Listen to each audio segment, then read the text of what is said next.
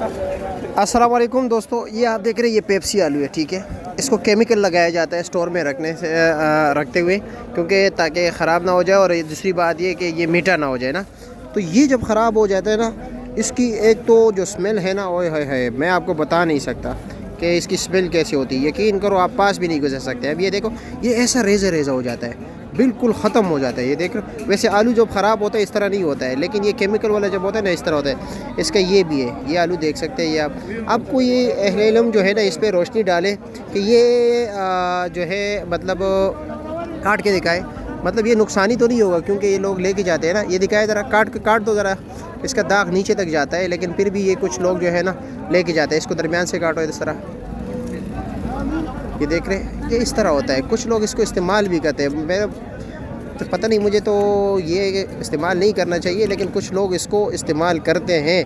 ये तो ज़्यादा दागी निकला है, इसको काट दो। ये देख रहे हो, ये बिल्कुल जो है ना ख़त्म हो जाता है। ये देख रहे हैं, ये निशान होता है। लेकिन इसको थोड़ा इससे इधर काट के ना लोग लेके जाते हैं। इधर बच्चे आते हैं ना, चुनते हैं। अब ये पेंगने के लिए रखा है, ये नहीं कि बेचने के लिए रखा है, ये पेंगने के लिए रखा है। लेकिन बात ये है ना कि ये इधर बच्चे वगैरह चुनते हैं, वो लोग आते हैं घर के इस्तेमाल के लिए लेके जाते हैं। अब इसमें ये आलू है ना बिल्कुल टोस है। ये काट दीजिए, थोड़ा और काटे, थोड़ा सा। अब ये आलू बाकी हिस्सा, तो क्या इसमें मतलब कोई बीमारी तो नहीं होगी ना?